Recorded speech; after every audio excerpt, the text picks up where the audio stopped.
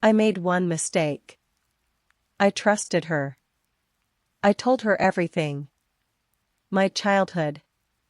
My trauma. The things I had never told anyone. And she smiled. Nodded. Said she understood. Then she went looking for the one person I had spent years trying to escape. My name is Mia. And this is the story of how I learned that some people wear kindness like a mask until you finally look behind it. Welcome to Silent Karma. If you're here for the first time, this is a place for stories about patience, about people who stayed quiet when they should have screamed, and about what happens when they finally stop being quiet. Tonight's story is longer than usual. It took Mia 3 years to live it. It will take us about 40 minutes to hear it. Find a comfortable position. This one starts slowly and ends exactly the way it should. Before we begin, I want you to think about someone in your life who smiled at you while working against you. Most of us have met that person. Mia just didn't know she already had. I met Daniel when I was 26. He was warm, funny, and steady in a way I had never experienced before. I grew up in a home where love came with conditions, where kindness was currency and silence was survival. My mother made sure I understood my place. And my place was small. So when Daniel came into my life, I didn't know how to receive it at first. I kept waiting for the catch. For the moment when things would turn. They never did. Not with him. His mother, Patricia, was another story. The first time I met her, she hugged me. Long and tight, the way you hug someone you've missed. She said, "I've heard so much about you." She said, "You are exactly what I hoped for." I believed her. That was my first mistake. Patricia was a woman who knew how to be liked. She was educated. Polished.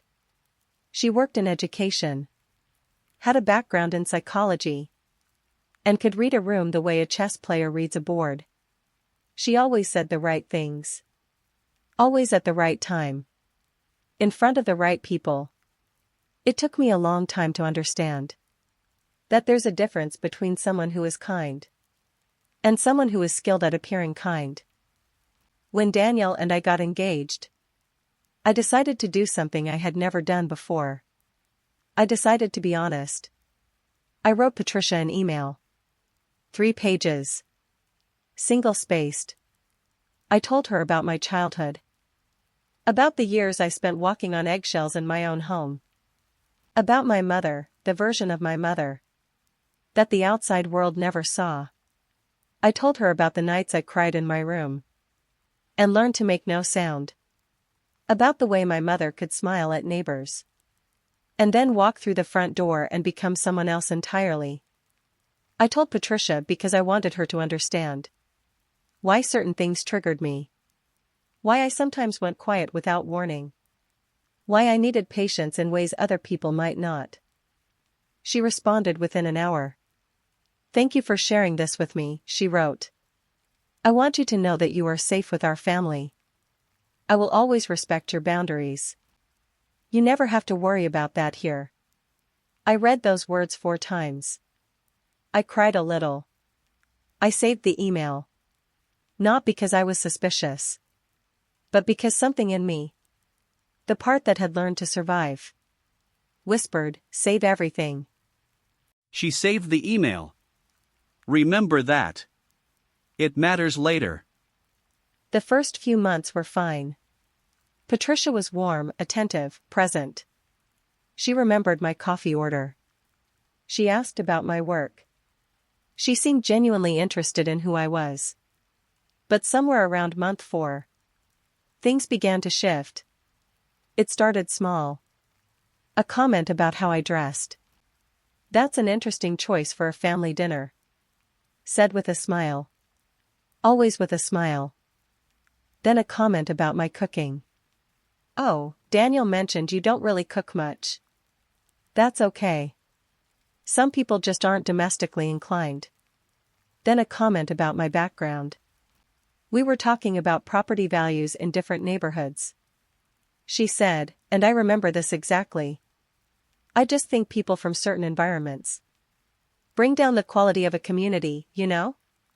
She looked at me when she said it. Not at Daniel. Not at her husband. At me. I told her quietly that I grew up in one of those neighborhoods.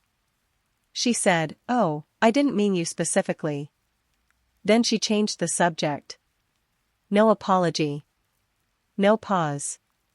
No acknowledgement. Just, on to the next thing. I told Daniel that night. He listened. He believed me. He talked to her. She told him she was just making observations. She told him I was a little sensitive. She told him she was trying so hard. And she didn't understand why I kept pulling away. I wasn't pulling away. I was paying attention. There's a difference. Daniel was in his final year of medical training. If you know anything about that process, you know it's one of the most stressful things a person can go through. There's a period called residency match. It determines where you'll spend the next several years of your career. It's unpredictable. It's exhausting. It consumes everything. Patricia called him about it almost every day. Sometimes twice. She wanted updates. Reassurance.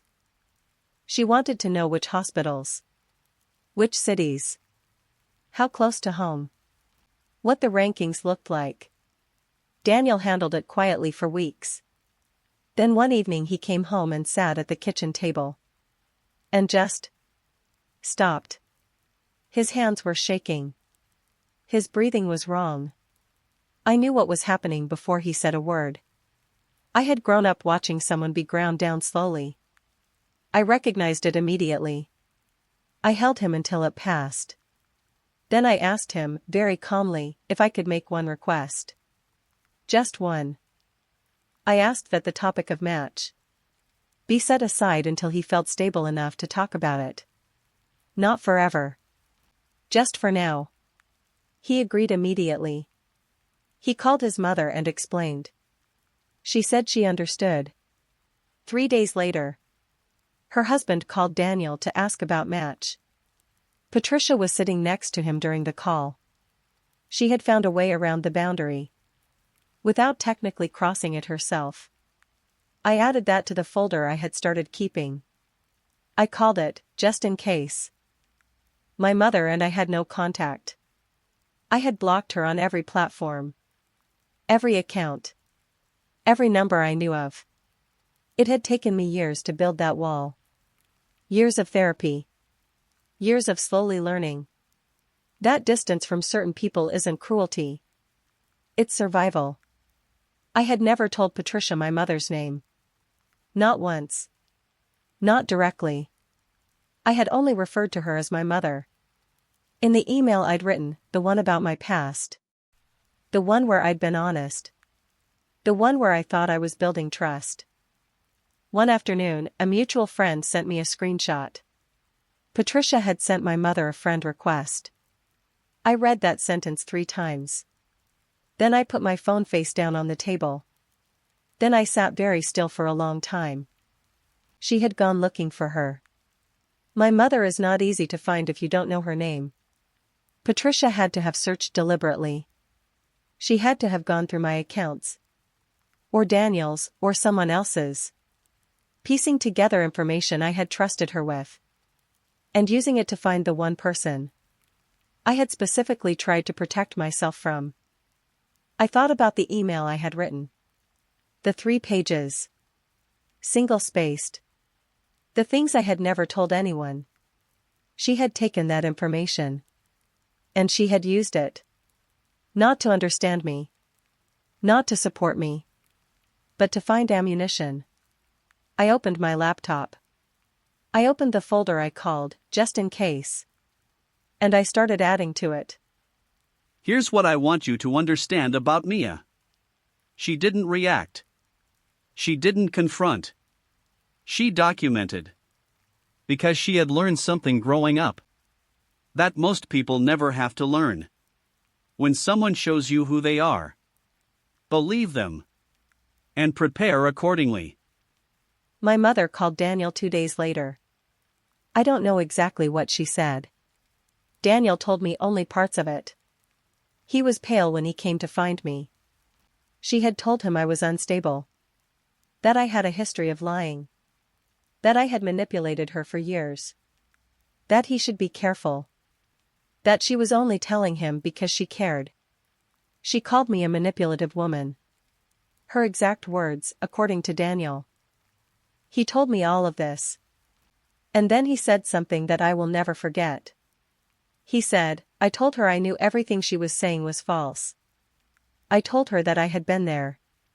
I told her that if she ever contacted you, through anyone ever again, the conversation between her and me would be a very different one. Then he asked me how long I had been keeping the folder. I told him, since the beginning. He nodded slowly. He said, show me everything. We sat at the kitchen table for 2 hours. I showed him every saved message, every screenshot, every dated note I had written to myself, the email she had sent the friend request from, the timeline. All of it. When I was done, he was quiet for a long time. Then he said, I owe you an apology. I didn't see it. I should have seen it. I believed her when she said you were sensitive. I minimized things I shouldn't have minimized. I'm sorry. I didn't cry. I had done my crying a long time ago. What I felt in that moment was something else entirely. It was the feeling of being believed. For the first time in a very long time, someone looked at the evidence and chose me. Daniel arranged a meeting with his mother. Just the 3 of us. At our home. On a Sunday morning. I made coffee. I set out 3 cups. I sat down at the table and waited. When Patricia arrived, she was composed. She always was. She hugged Daniel. She nodded at me. She sat down and folded her hands, and looked at us both with the expression of someone who has already prepared their defense. Daniel spoke first. He was calm.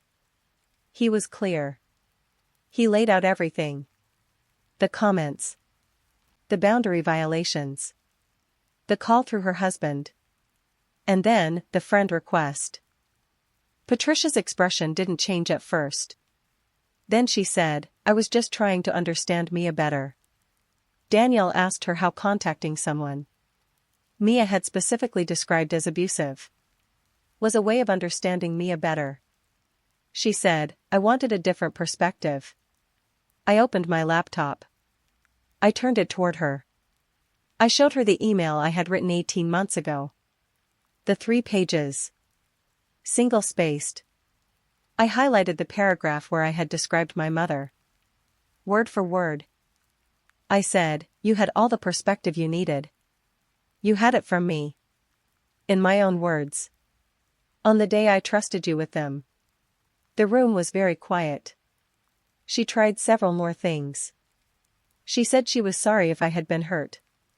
She said she hadn't realized how it would land. She said she loved Daniel and only wanted what was best. Daniel said, what's best for me? Is that the woman I'm going to marry? Feels safe in her own family. Right now she doesn't. That's something you created. And it's something only you can fix. Patricia left without finishing her coffee. I sat at the table for a long time after she was gone. The morning light was coming through the window. Daniel was beside me. Neither of us said anything for a while. I didn't need words. I just needed that moment to be real. In the weeks that followed, things shifted. Patricia reached out to me directly. Not through Daniel. Not through anyone else. To me. She sent a letter. Handwritten. 4 pages. I won't share everything she wrote. Some things are private. But I will say this. It was the first time she addressed me directly, without making herself the center of the story. It was the first time she said, "I was wrong," without following it with "but." I read it twice. Then I put it in the folder I called, "just in case." Not because I was suspicious of it, but because it was evidence too. Evidence that people can sometimes be confronted with who they are and choose to do something about it. I didn't forgive her immediately. I'm not sure I've forgiven her completely even now. Forgiveness is not something I give quickly. Not because I'm hard, but because I've learned that forgiveness given too easily is just another way of saying that what happened didn't matter. It mattered. But I allowed the door to stay open. Barely. Carefully. On my terms. And for now, that was enough. My mother never responded to Patricia's friend request. I don't know why. Maybe she sensed that Daniel already knew. Maybe she tried and found the account deleted. Maybe she just moved on to someone easier to reach. That's the thing about people like my mother. They don't invest where there's no return. I still have no contact with her. That hasn't changed. That won't change. But something else has changed. For a long time, I carried what happened to me like it was something to be ashamed of. Like my past was a warning sign people should see and run from. Now I understand it differently. My past taught me to notice things others miss. To document. To wait. To trust slowly. To recognize the difference between someone who is kind and someone who wants you to think they are. That's not a weakness. That's armor. And I earned every piece of it. Mia didn't fight loudly. She didn't argue at every dinner. She didn't send messages she'd regret. She just kept the folder. And when the moment came, she was ready. Mia and Daniel got married the following spring. Small ceremony. Close friends only. Patricia attended. She sat in the third row. She did not give a speech. Mia says the folder still exists. She's never had to open it since the Sunday morning meeting. But she keeps it. Because that's what you do when you've learned that the world works better when you're prepared.